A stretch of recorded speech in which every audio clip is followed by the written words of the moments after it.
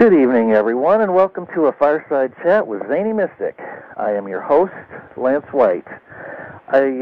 Before I start, I wanted to thank Don from the Don and Win Show for his kind comments about my book, and for those who are interested, it's called Tales of the Zany Mystic, and it is available at Amazon.com. Tonight's going to be a real Fireside Chat because the power grid went down, and I've been without power until about 10 minutes ago, and so I built a fire in the fireplace. And so we have a real Fireside Chat tonight. And my guest is Jack HAAS. Jack is a gifted artist, mystic, and author. His book, entitled Om Baby, is an autobiographical journey detailing the path of a seeker and finder of truth. In his book, The Way of Wonder, he shares his groundbreaking exploration of the mystery of existence. He's an amazing artist, and you can take a look at some of his artwork at www.jackhaas.net, and I highly recommend that you do that right away because it's really worth seeing. So let's welcome this multi-dimensional and multifaceted person to the show now. Hi, Jack. How are you? Yeah, thanks, Lance. I appreciate it. You're welcome. Maybe we should just kind of go back to the beginnings of your spiritual quest or your journey. I tend to see that as something that we chose before we incarnate. And, of course, there's no proof that we are incarnated souls. But let's start with the beginning of your journey and what started your quest for, self-realization or higher consciousness. Sure. Well, first of all, I do agree with you that I believe also that we have many incarnations prior to this one, and those either prepare us for this one or accomplish other things prior to this one that we can then accomplish. And it's a big gray area in which it's very tough to discern how linear that process is, but the bottom line is, yeah, I agree with you that we've been here before. In this life, it's hard to say exactly when I began to sort of get the urge for the spiritual life, so to speak. Yeah. I would say in my early 20s, I was working at a job that I didn't like at all. I felt slightly bound into an existence that wasn't providing me any sustenance, and just by the off chance, a roommate of mine purchased a book on Zen Buddhism. And that was really the entrance into a lot of things. It just opened my eyes to see that what I had been shown up until my early 20s was only just a fragment of, a veneer over a greater reality.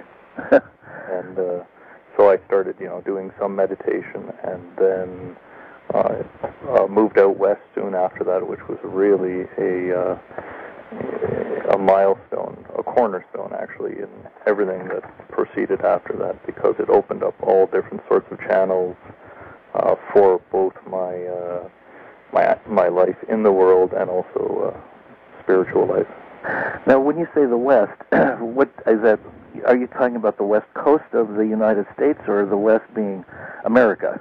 West Coast of Canada, actually. Oh, okay. I was wrong on both counts. Well, I was born in the States, but moved up with my family to Canada when I was young. Grew up mostly in Ontario, and then in my early 20s moved to British Columbia. I have spent time in Alaska and Hawaii and, some of the other western states, but mostly British Columbia. That's been my haunting ground for the better part of the last 18 years. So then you were in your 20s, and you had moved to the west coast of Canada. And what experiences did you have there that kept you going in that direction? I know for myself, when I was about 20, I started exploring higher consciousness through mind-altering substances. But it was very haphazard, and we won't get into that here tonight. But what was it for you that unlocked the future path? Yeah, I would have to say it was more divine intervention than anything. Yeah. Even though I had for many years I was just an omnivorous reader of all sorts of sacred texts and religious books, anything I could get my hand on. They were certainly planting seeds, and I was also experimenting with different mind-altering substances, not to a great extent. It was never a huge aspect of my journey. But yeah, to me it was, there are certain elements, greater spirits in this universe, in the sublime realm, that for one reason or another, and I'm not sure what those reasons are, they pick you out of the crowd and decide this is going to, we're going to force you to become something that you're not right now. Yeah. And I don't really foresee where it was my intent to make anything happen, but I do remember a couple seminal events which lead me to believe, there were certain guiding hands that looked over me and, without me knowing anything about it, started pushing me in a direction that when I became a little more conscious of, I was able to sort of pick up the ball and help it move forward, as opposed to, stumbling over it and being pushed forward. One of those was a very simple event. A couple years after I was in British Columbia, I had a dream, and in the dream I felt as if I was being crushed by an incredible weight. It was an incredible oppression on my being, and in the dream I was trying to get away, trying to get out. I couldn't, of course, and I woke up, and in the split second of a very lucid consciousness in between the dream state and waking, I knew it was God. And not that hasn't been a guiding event, but it was something that made me realize, holy smokes, something huge here going on, and I am, I can take it, I can be a victim and say, holy, I'm being oppressed by this weight, or I can realize it's pushing me down, pushing me in a direction because I'm off the trail, and it's helping me get back on. Interesting. Yeah, that was kind of the beginning of my understanding that there were greater forces helping me move along, and it wasn't just under my own volition, so to speak. Well, a lot of people that I've had on the show, and I tend to believe this myself, is that we have a great deal of help from what we consider to be the other side. It's invisible to us now, but that we all have guides and angels, if you want to call them that. Different people have different names for these things, but that we all have a great deal of assistance, especially at this time, to continue on a path of evolution towards spirit, although it certainly doesn't look that way in the world, does it? Yeah, it's an incredible ambiguity. I absolutely agree with you, because in the sublime realm there is all sorts of assistance and powers looking out, even creating events that will help an individual grow. And when you look at the world in a linear fashion and in a materialistic fashion, it looks as chaotic as it's ever been. Yeah. So I can't reconcile that, to tell you the truth. I do believe everything has a reason, but I don't think that we're necessarily capable of understanding what that reason is. Yeah. It's just amazing how superficial things have become, and you almost have to work at weeding through on the internet or anywhere, just weeding through the assault, the numerous assaults on your consciousness or your psyche that all want to put their hooks in you and take you in a certain direction. And I think television is probably one of the worst of those today, and so many people are addicted to it. So you eventually ended up traveling over to seek a teacher in India, and in other countries you had some experiences with teachers. Would you talk a little bit about that? Well, yeah, first a little correction is that I never went over there seeking a teacher. Okay. I do feel I was guided there, and I just, of course, because I was being guided, I ended up in the places where those beings were, and the ones who taught me were not incarnate beings. I had, before leaving for India on that trip, I had a pretty solid dream that kind of mapped out the path that, on a physical map of India. I could actually see it in the dream, the path I would take, and I didn't know, what I would encounter during that journey, but it was incredibly profound. I'm just recalling off the tip of my head, I mean, there was a number of events that were really profound, but the four that kind of were the pillars of that journey were, one was Dharamsala, and the incredibly oceanic consciousness that pervades that whole area where the Tibetan Buddhists are now living in exile. The Dalai Lama has his home and monastery. And if you can become still enough and tap into it, there's an amazing ocean of consciousness there, which, really awoke me to that all-pervasiveness in a way. Do you think it's possible for us to tap into that from where we're at non-locally? It's not as easy, is it? It's not as easy. No. Sometimes place does matter. Yeah. I have felt it elsewhere for sure, and I can generally place myself in that state now. I don't know if it's because I have experienced it in the past, but I think you can, sure, and I think somebody who's really open can access things anywhere in the universe, really. Yeah. For myself, it's been a long process of opening me up and developing a consciousness which can receive what's out there to receive. And so in a lot of ways, I think I had to travel a lot because I needed to be where the epicenter of the experience was, because I wasn't capable at that time of receiving it from a distance. And then that shifts and changes, doesn't it? I mean, sometimes it will, an epicenter today will not necessarily be a place where you can get the most guidance or inspiration in the months to come. And sometimes it seems that shifts for us, doesn't it? Oh yeah, I would imagine so. I mean, it could shift in a geographical sense, but I think for myself it shifts due to my own evolution, meaning, it's kind of like stepping stones. You're on one stepping stone, and that was important for you to get to where you are. Right. But after that, you need to go to the next stepping stone. And, and often, if we don't move there fast enough, we get knocked off and fall into the water. Yeah, I think definitely the Spirit wants to keep us moving. Yeah. Although I have had long periods of stagnation, I must admit. And then in a moment of clarity, when I've had a moment of awakening, realize that 7 years have gone by and I've been asleep, and yet all of those moments were necessary to reach that one moment. Yeah. So sometimes it seems pretty paradoxical. It does. I mean, just hearing you talk about that, it could be somewhat like, how a seed may remain dormant because the time isn't right. And, there's a consciousness to that species, which knows, if we start to germinate now, it's not going to work. Yeah, that's good. I like that.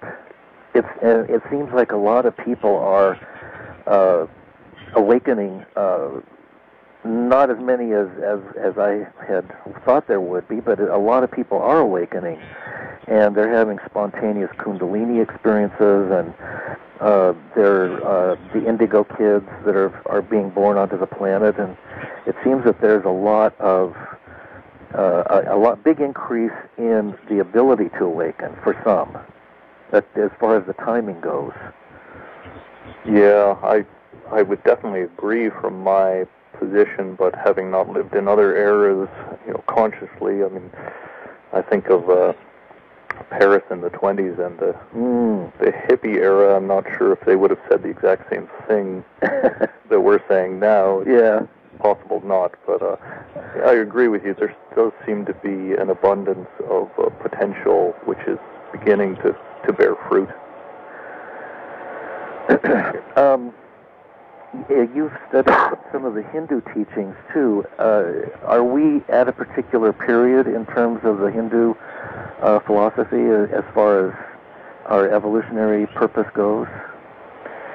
Well, yeah, that would come. My knowledge of it comes more from reading and other people's expression of it than my own personal experience. Of course, there's the whole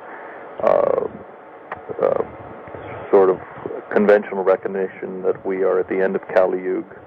Yeah. And I believe the next one is called Satya Yuga. I'm not sure. In which, of course, there will be a transition of power and certain negative energies will be purged, and there will be a greater levity, so to speak. And yeah, I can see that there's no reason that's not happening. I haven't had a personal experience that says Kali Yuga is over, or even that Kali Yuga exists. Like that's more of a cosmic event that hasn't really touched me personally. Although if it's going on, of course, I'm experiencing it. But I haven't had a recognition that that is the case. I have had close interaction with some of the Hindu deities, which I absolutely confirm exist, and specifically Durga and Shiva. Okay. Their energy is fully available. Why it comes to some more directly and more obviously than others, that I'm not sure of.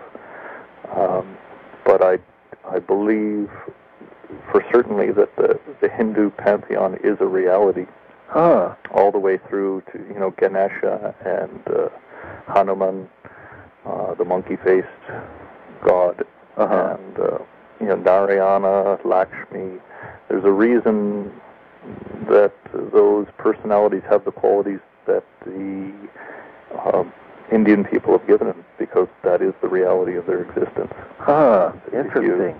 If you tap into their being, if they, shall we say, bless you with a visitation, it's become so obvious that they are an actuality, and their actuality is well represented in the characteristics applied to them by the Hindu theology. How do you go about doing that? Well, that's that's the million-dollar question. Yeah, it's a big gray area. A lot of meditation and intent. Yeah, being still and being open helps in everything, I think. What experience you get or somebody else gets, in my mind, doesn't necessarily really matter, because everybody's going to have a different experience. Right. Everyone's not supposed to have the same experience. Yeah, so that's right. Somebody being still in the same room as me might be, having some amazing intimacy with Gaia.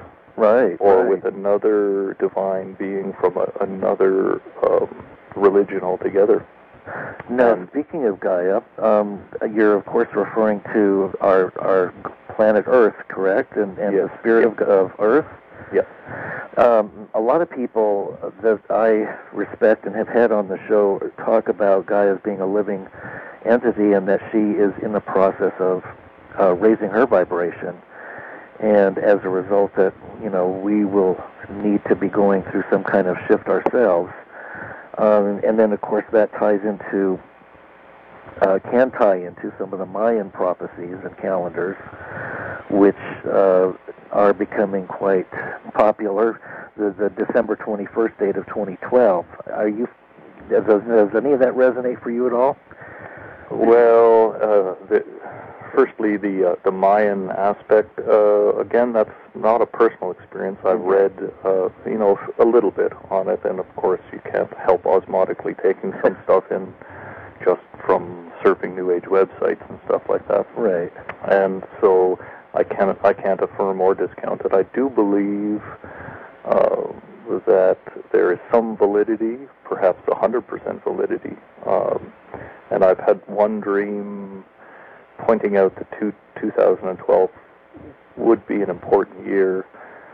How profound or sublime it will be I'm not sure. It could be that we just walk through a veil and we don't even maybe recognize that we walk through the veil. That all of a sudden things are changed. I think somebody who is versed in the Mayan mythology and/or has very intimate mystical experiences with it is probably listening to this and thinking that I don't know what I'm talking about, and that's actually the case. I don't have a lot of experience with the Mayan cosmology. Energy. Yeah. I work a lot in energy and consciousness, and I have not involved myself in that realm yet. Could come, whether it does or doesn't. It's not really that important to me as long as I maintain my focus. But getting to the Gaia aspect, I really think that Gaia, I use the term raising her vibration as well. I think personally it's more up to us to raise her vibration than it is up to her. That we're the ones that are actually the transformers of the energy? Yeah, it's a matter of bringing our spirits right down into the flesh and holding them there. In my mind, in my experience, so that the consciousness and matter mix completely, and then without trying to get away from this paradigm, we raise it up, and that's a huge work because it means becoming both polarities, means becoming matter and spirit, and it means that things are going to go slower than the spirit wants and maybe faster than matter wants. You kind of have to really hold an inner balance and know that this is a new event and may have some rocky times. And, But I've had experiences with Gaia, and I think she's wholly conscious and very aware of her own being. And but everyone needs help, and matter needs help to become something different. But in order for that to occur, spirit has to become something different as well, because when two things unite, it becomes one new event. It's not, neither one is what they used to be. Like a synergy. Exactly, yeah. Some of the material that I've read talks about divinized matter, that etheric matter is, just like you said, that spirit is being anchored or grounded into, or I guess they refer to this as light, being brought through us, and that we're raising matter to the level of light, or you could say it the other way, that light is descending to meet us in the middle, and mixing in some kind of a cosmic stew. But what's so strange is that it seems like, if that's the case, this is a very odd time, because it's a time when it's difficult to be on this planet, and it's becoming increasingly difficult with just observing what's going on all over the globe, the corruption and the greed and the manipulation and the control and the damage to Gaia. I mean, even if you strip away what mankind is doing, what about all the damage that we're doing to the planet, cutting down the rainforests, and we're just throwing bones over our shoulders left and right. It seems like something has got to give. Yeah, well, I agree with you. I mean, in a transformation, everything has to shift. Yeah. And I suppose this is why we have, apocalyptic visions, because one potential outcome is apocalyptic. The other potential outcome is a very gentle transition. Like a transformational experience. Yeah, like suddenly, like putting adding two chemicals together, and suddenly it's a whole new chemical. And if that happens at the heart level, for example, and all of a sudden everyone experiences love for one another, yes, then the whole show won't crumble. It will just dissipate. We'll all realize, holy smokes, that person across the table from me or across the street or in another house or another country is my brother. Yes. That one in another continent is my sister, and there's no way I'm going to spend, money on something that's harming them. Yes, yes. And so if it's a heart awakening, the paradigm will shift of its own accord. It's like a reconciliation between brothers, or the return of the prodigal son, or whatever you want to call it. It is nothing at that point will have to change vibrationally because everyone will recognize that you want to care about the person in another country or wherever they are. Yes, it's amazing that we can connect on a heart level. Even just watching the news, when I see people from other countries and I can feel their joy or their sadness for whatever reason, there's like a commonality of the heart, and I can tell. I just feel that those people are basically, they're me. They're my brothers and sisters.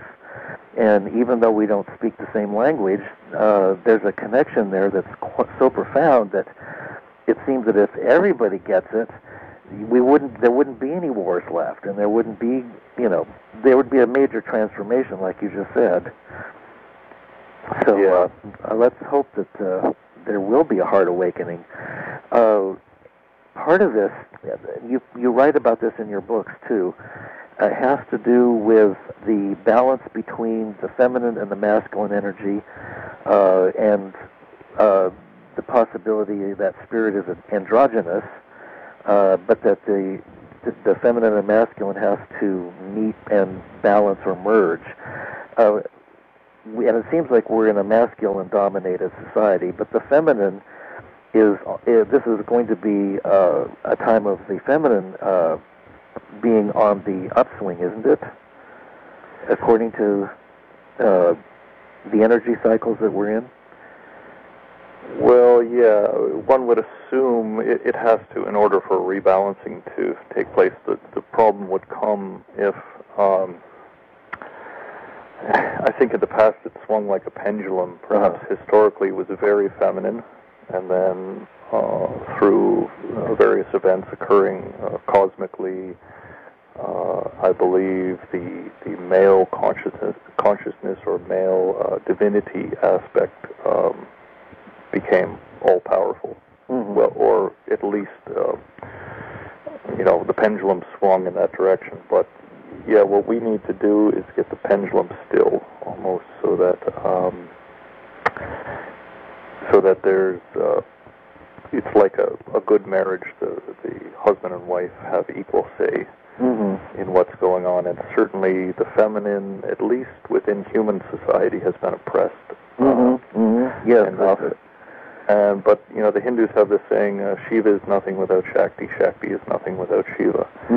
So, we can cause grief to ourselves, but eventually there has to be a rebalancing, because spirit needs matter, or soul, as it were.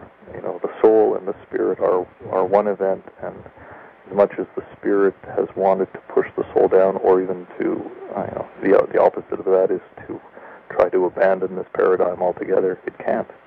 It's impossible. And so, when the reconciliation happens, it happens within all of us, as that I am both, a feminine energy, which is all-encompassing, and a male spirit, which is all-encompassing. And they meet within my being.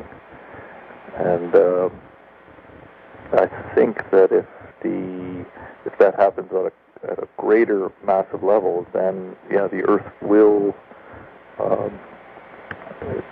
take on a higher vibration without losing her femininity, so to speak.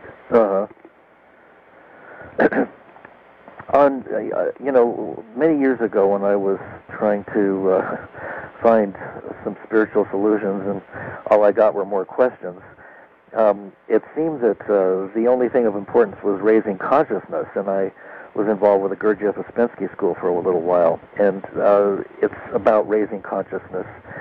And maybe you could talk a little bit about what consciousness what it is, and the various I guess you could say, levels of consciousness.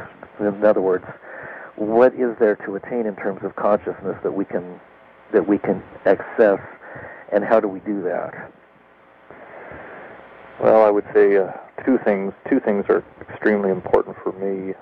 One is, I'd call it Buddha consciousness. Okay. And pardon me. I first had an experience of Buddha consciousness. Well, I call it that, but maybe Buddha would not call it that. But, I mean, I have to humbly admit that these are all my experiences, and I give them names. They may only apply to me, but that seems like the appropriate name to me. Okay. And it is an all-pervading consciousness, and by that I mean normally we grow up and we're held in this paradigm, and we have an identity within this paradigm, and we operate within the drama of human society, and what we're told is the way things are. Mm. But Buddha consciousness pierces through everything. It is an awakening of consciousness that it is the I. You know it when it happens. It is the I you call yourself. Mm-hmm. But it's not limited to your body, and it's not limited to this realm. It's an extremely expansive consciousness, which suddenly, when it happens, it's almost like your I is everywhere. Mm. And I'm not talking about the physical I. I'm talking about the letter I, the I we call ourselves. And you suddenly realize, okay, there's this much greater macrocosmic self, is what I would call it, that I am, only somehow I got confused, or I hadn't grown yet out of my limited identity.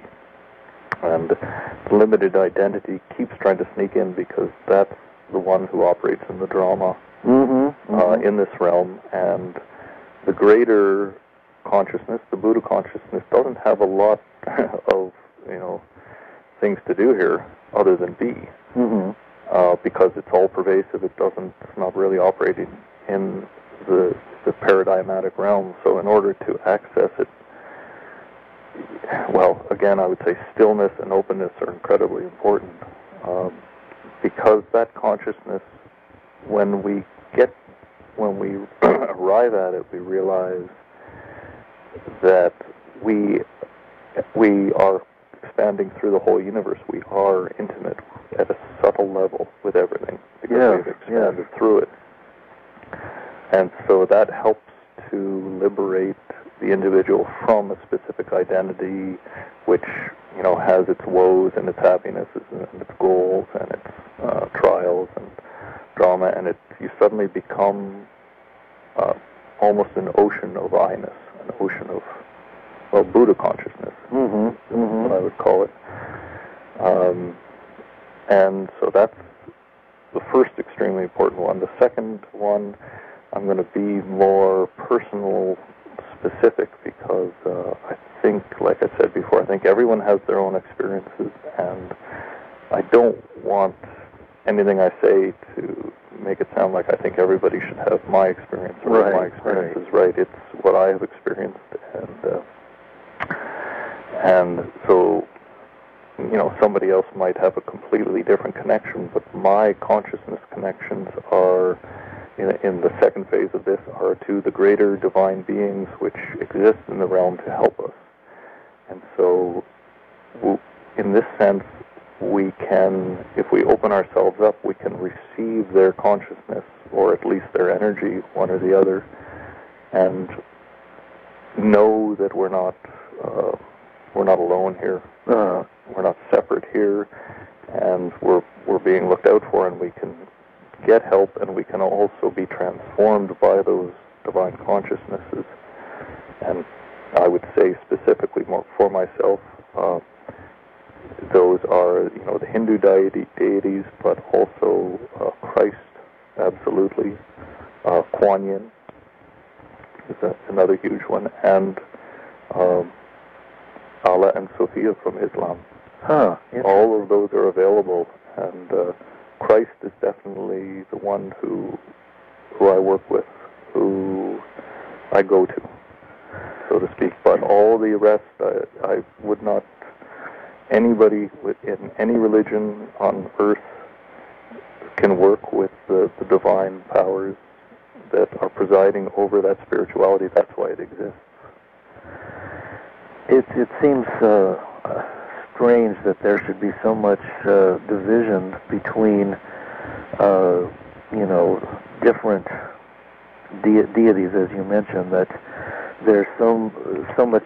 I guess you could say it's ego or ignorance or unconsciousness that says that one deity is right and that's mine, and all the rest are wrong, and then those people seem to be spending their lifetimes proving that everybody else is wrong, even if they have to destroy them in the process. That doesn't seem like a very loving way to be. Yeah, that again I think is up to us to bridge the gap, because from my experience, my feeling is that it's up to us to integrate the vibrations and or consciousnesses from the different religions that are that have conflict, because those are subtle vibrations, subtle consciousness. In the sublime realm, there might not be nothing going on that's in conflict. Right. And when it comes down, filtered into us, we grab hold of one, and the rest we don't believe in. But if we are able to, be open enough and integrate, the divine realities or energies or consciousness or beings, whatever you want to call it, from all sorts of different religions and spiritualities, then within ourselves there becomes a harmonic wholeness with all those. And then perhaps that can spread. This is partly speculation because it hasn't happened yet. Well, it does seem that there are a lot of people who, consider themselves to be workers in the light or light workers who are attempting to transcend or go beyond the duality that, people are falling prey to. And it does seem to be kind of a trap of duality to get stuck in a particular belief or idea. In fact, I wanted to ask you about that. In your book, The Way of Wonder, you spend quite a bit of time talking about unlearning, and I really enjoy that the way that you write about it. Could you share a little bit about that process? Sure. I call it unlearning. I also call it the art of forgetting. Yes. And it's a very subtle kind of. It's very easy, but very difficult because it's subtle. And it really has to do with coming back to the experience of mystery and wonder. And unlearning and the art of forgetting are methods to get there. And I'm sure there are other methods, but what we basically have been raised to do in this world is put labels on things so that we can operate within them, and to build up a conventional knowledge within ourselves so we can operate within the paradigm. The problem comes from that. The problem is that limits us, because where our knowledge ends, our consciousness ends. So we have to figure out a way to get rid of that knowledge. And the art of forgetting, which is really, I practice it quite often intentionally. I call it cleaning my RAM space, actually. I like that. Yeah, it's basically letting go of everything you've learned, everything you thought the world was, everything that people told you they were, that you were, right down to the bare bones of this moment is now, and I don't know anything about it. It's as if I just sort of manifested into this event. Yeah. Right now, without any prior understanding about what this event is. Because by doing that, you cut the slate, you wipe the slate so clean. Like it's much more difficult to take each aspect of understanding and say, do I believe that? Do I not? Does it matter? And try and discard that. There's an infinite amount of information we'd have to carve through to get to the point where we realize, no, they're all just labels and words, and they're blocking me, and that's important as well. But if you can go right to the source, which is the self in wonder, just by imagining that you were beamed down into this realm from somewhere else, from sleep or whatever. You've never experienced this realm before. You don't know anything that anybody ever told you about it. You've never heard words or labels. You would be in wonder, because you would be like, holy smokes, what is this? Everything would be mystical and magical. Well, I just had a moment of that a day or two ago when they were showing little babies, close-ups of their eyes, and I was thinking to myself, they're so filled with, they look like they're just startled with all the information. They're just like, look at all this, and so you can imagine what a baby looks like. They're just so open and curious, and I think that's kind of what you're talking about, isn't it? It's kind of returning to your essence and just seeing everything without all the filters and beliefs and judgments and so on. Yep, it's exactly. It's seeing reality as it is, but without trying to paint anything onto it. Yeah. We are so conditioned to immediately try and understand.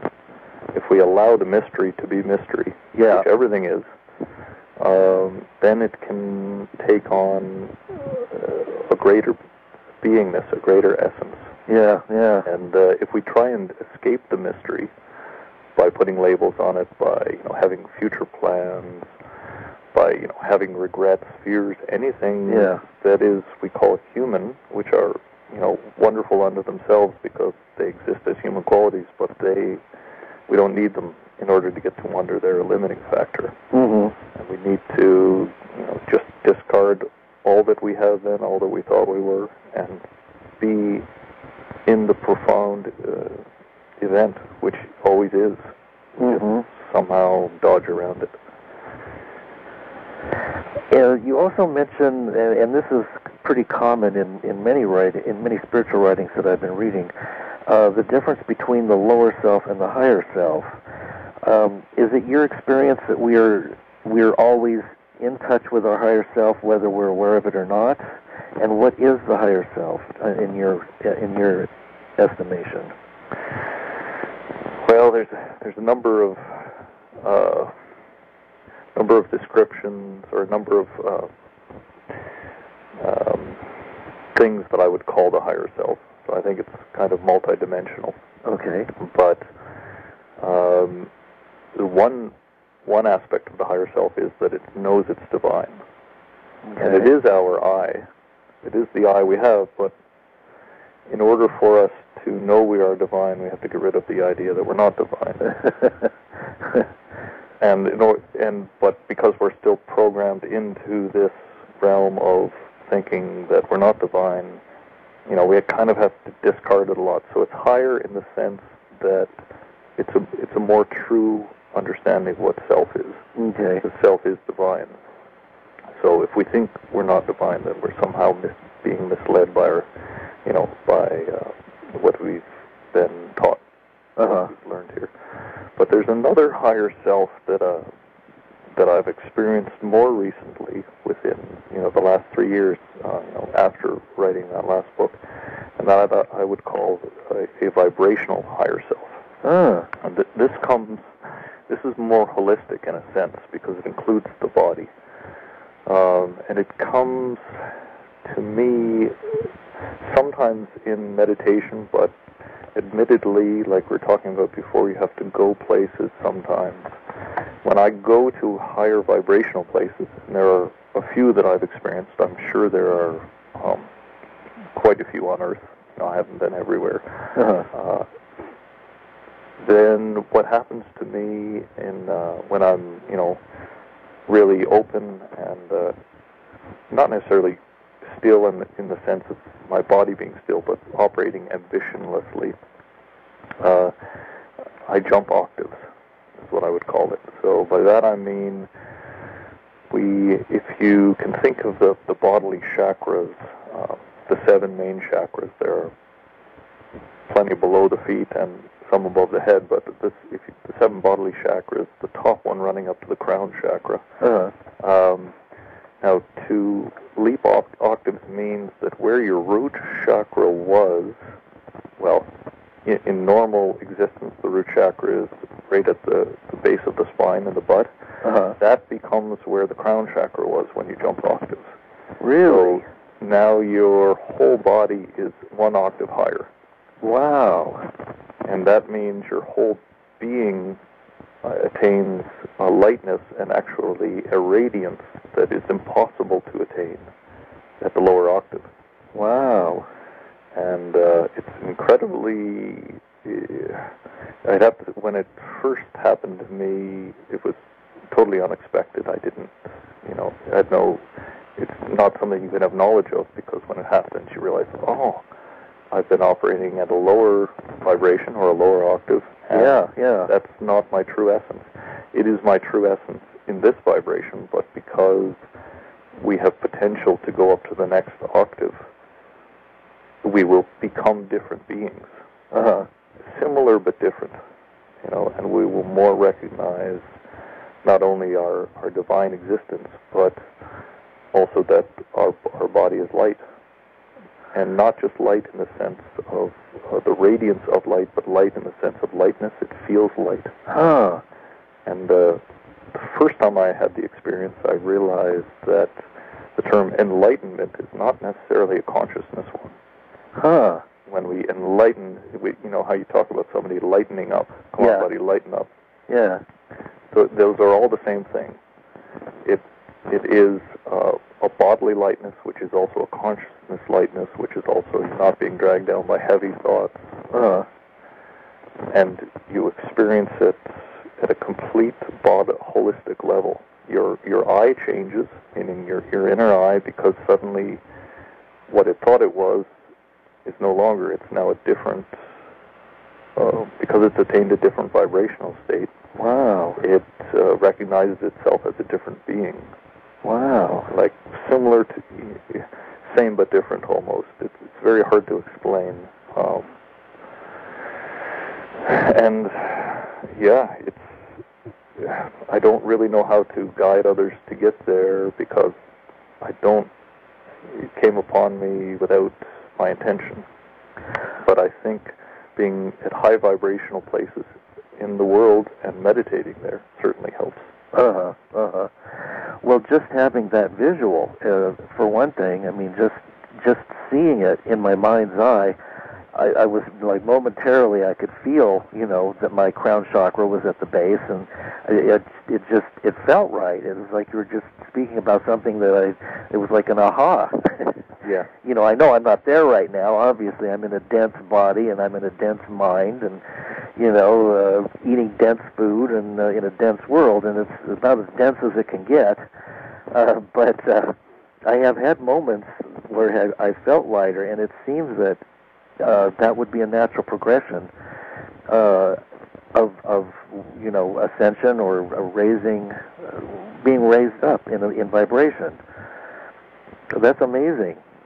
Yeah, I think another image comes to mind, which I realized a couple of years after the first experience, is that I don't know if you've seen these. Likely you have if you've seen a lot of religious art, but quite often there are paintings of various Buddhas with other Buddhas sitting on their head.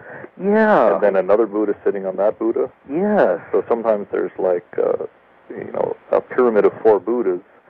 And I believe now that's what they're depicting. They're depicting that person has been enlightened, so to speak, in the sense that they have shifted octaves, and the Buddha on top of their head is actually them. Yes. But at a higher octave, and then they keep going up. Yes, that's amazing. Wow. Wow, that certainly is quite a thought. That's quite good. And it's so funny because I recently saw something on the internet about that showed an elephant painting a picture of itself with a flower in its trunk, and it was just one of those moments when you just realize that what we conceive of or we picture to be something different or lesser is a consciousness, and it's alive in its spirit, and that it's all one fabric.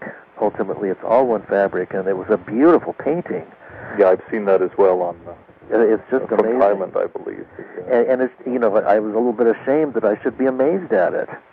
You know, it seems like it would be natural to understand that the animal had a spirit, and of course over in India, I guess they do have a deeper understanding and respect for animals.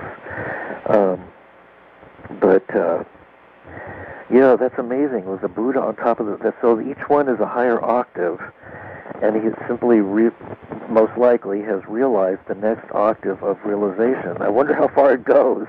Well, yeah, who can say? Well, some say it's like, Mayor Baba used to say it was like pearls being strung, and that each one, I guess, he was referring to each incarnation, but it could also mean each octave is a pearl, too, that's stringing pearls, and each moment of consciousness is stringing a pearl, so that's I'm really glad you said that.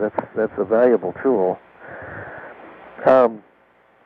One thing that I wanted to ask you about is there are a lot of questions about good and evil floating around today, and I've been reading some about the astral plane, and that one of the reasons why it's so dense here is because there are incarnate souls or discarnate souls that have not crossed over that are affecting us from the astral plane. It's become quite a big muck there. What's your perception of, quote, evil, unquote, and how does that play into things? I know that we have to embrace our shadow, but how deep does that go? Yeah, that's a difficult one, but yeah, I'm going to say it as straight as I can because I don't see it any other way. I certainly agree with you that we have to embrace our shadow, and I believe in and I've written about that we have to unite the polar opposites of good and evil. Yeah. Or good and bad is a better way I would describe it. So there's definitely work we have to do in owning not only our own negativity, but also in owning that there are ways to perceive the world where the duality of good and bad don't exist. But outside of that, yeah, I've had plenty of experiences with really, really negative energy in the world, well, in this realm. Permeated through this realm. So I have to acknowledge that there are negative, I would call them negative beings or negative consciousnesses, negative powers, which have been either oppressing this realm or utilizing it, raping it. Yes. Probably the best word I can use. Yeah. And I've had, even in my early boyhood, some very strong, I would call them negative energy invasions, which lead me to absolutely state that I do believe it exists. You know, the mind can play all sorts of games with us, so everything has to be taken with a certain gray area. But because I've experienced it at the energetic level, and also recently within the last 3 years, the energetic level to me is far more, it gives me a far more actual picture of what's going on than the mind, because the mind can see things in so many different ways. It's tough to pinpoint which one is the exact truth, but the energetic body feels, and feeling is so much more true, or it's much more of a litmus paper. And so I've worked a lot over the last 3 years of being able to hold my own space and push out, so that I'm not susceptible to energies that would, prefer to cause me grief. And I do know that there are, like I've said before, there are a lot of strong, powers working in our favor, so to speak. So we're not alone in the battle by any means. But it definitely is a battle, isn't it? Well,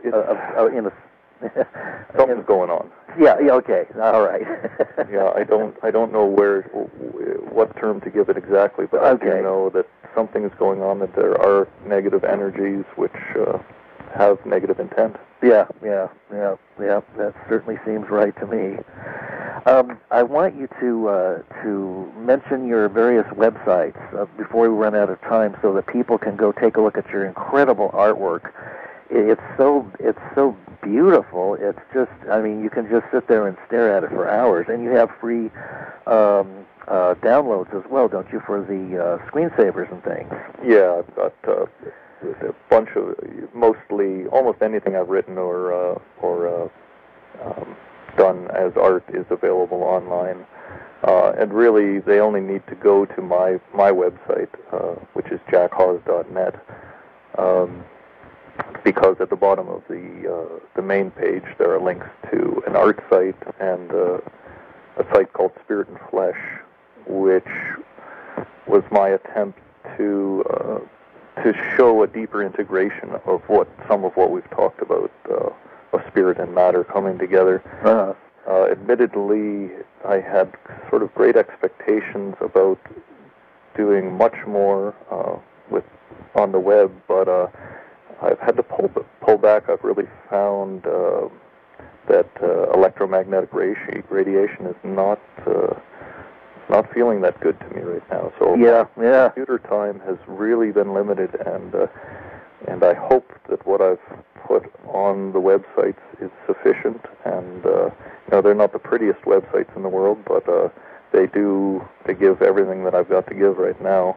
Well, your artwork is definitely beautiful. I mean, it's just awesome. I think everybody should just go, check it out. If nothing else, just take a look at some of these incredible pieces. How do you do your artwork? What's the medium? Yeah, this is another thing. This is most of those. Oh, I think we're running out of time. Okay. Well, we've. It's been great, Lance. I mean. Yes, thank you, Jack. It's been wonderful. I appreciate you being on the show, and thank you very much. And like I said, everybody should go check out your website and take a look at your beautiful artwork at jackhaas.net. And we'll have to do this again. We didn't get a chance to talk about Tantra and sex and guilt and all of that, so that could almost be a whole show in itself. Sure. Yeah, you made it go by like a 10-minute session. So yeah, I really appreciate chatting with you. You carry the ball quite well. Oh, thank you. Well, I appreciate you being here, and to the listeners and to everybody, thank you, and good night, Jack, and good night to everyone that's listening.